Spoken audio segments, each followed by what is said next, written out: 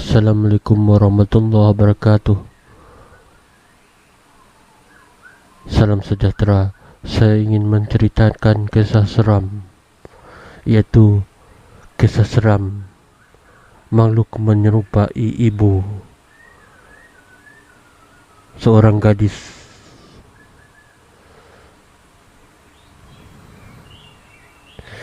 Kisahnya begini. Pasti ramai di antara kita pernah berhadapan dengan gangguan makhluk halus di mana saja, termasuk di rumah. Ada yang mengusik dengan hanya membuat bunyi-bunyian dan kemunculan insiden aneh yang tidak masuk akal.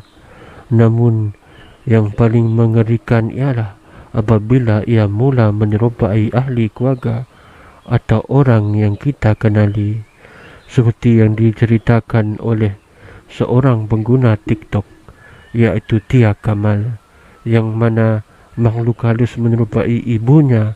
Pengalaman menyeramkan yang dilalui gadis itu meraih lebih 1.8 juta tontonan di laman sosial berkenaan.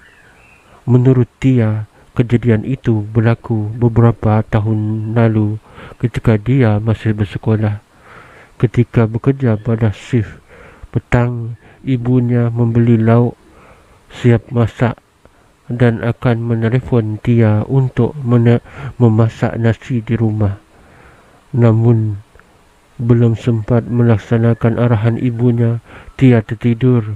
Namun selepas bangun dari tidur, dia mendapati entiti seperti ibunya berada di ruang tamu. Saya lihat emak duduk di ruang tamu memakai kaftan. Saya rasa lain macam, tetapi tegur emak bila dia sampai, katanya. Bagaimanapun si emak itu tidak menjawab pertanyaan, beranggapan ibunya marah kerana nasi belum ditanak. Dia terus ke dapur untuk mencuci beras.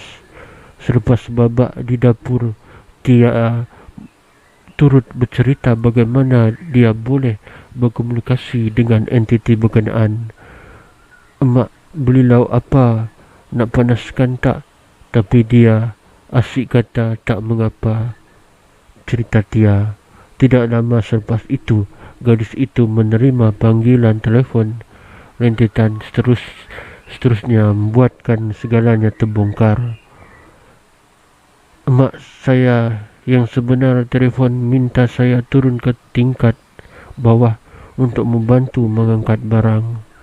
Saya tiba-tiba terfikir sesuatu dan lihat ke arah ruang tamu. Entiti itu sedang berdiri menghadap ke arah tingkap, ceritanya. Tia dalam keadaan menggeletar, ketakutan, terus bertindak keluar dari rumahnya. Bagaimanapun, ketika membuka pintu, makhluk itu pun sempat bertanya dia hendak ke mana. Gadis itu terpaksa berbohong bahawa dia ingin ke kedai. Tia mengambil keputusan berada di rumah sehingga emaknya pulang. Tia mengambil keputusan berada di luar rumah sehingga emaknya pulang. Namun dalam masa sama, dia tetap menghendap ruang tamu rumah melalui tingkap. Ketika itu dia dapat melihat sosok makhluk itu sedang berdiri kaku. Selepas 5 minit, makhluk itu menoleh ke arah saya di luar tingkap dan berkata, "Dah tahu ke?" Susulan dari itu, Tia tidak dapat mengawal perasaan, terus menangis ketakutan. Setiba ibunya di rumah, Tia mengadu perihal yang berlaku. Apabila kami masuki ke dalam rumah, baunya lain macam. Kami tercium bau wangi seperti bunga, katanya. Justru, kata Tia, pengalaman seram makhluk halus menyerupai orang yang dikenali adalah Big No bagi dirinya.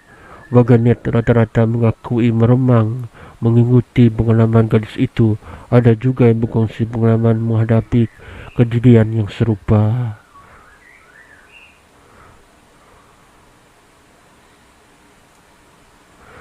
Menurut pejabat mufti wilayah dalam hal melindungi diri dan rumah dan rumah daripada gangguan makhluk halus.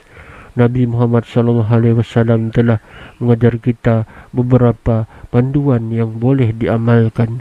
Antaranya adalah dengan membaca surah Al-Baqarah dan ayat Al-Kursi.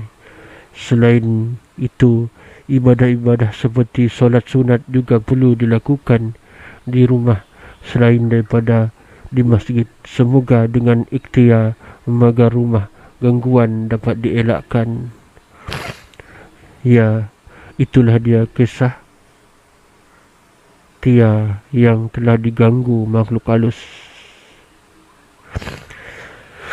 Sebenarnya rumah kita perlu dibacakan ayat-ayat Al-Quran. Jika kamu seorang beragama Islam, bacalah surah Al-Baqarah. Kalau sebaiknya keseluruhan surah Al-Baqarah, atau kita membaca surah Al-Baqarah ayat 284 sehingga 286. Dan kita juga boleh membaca ayat Kursi. Kena pernah satu ketika, iaitu kisah sahabat menangkap seekor jin kafir, iaitu syaitan, mencuri buah kurma. Lalu si jin itu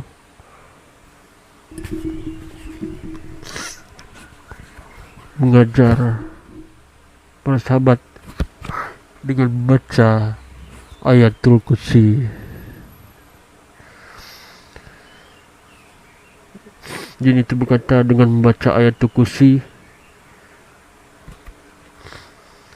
kita akan dilindungi Allah Subhanahu Wa Taala. Ini adalah riwayat para sahabat, iaitu Abu Hurairah. Okey, itu saja dari saya. Assalamualaikum warahmatullahi wabarakatuh.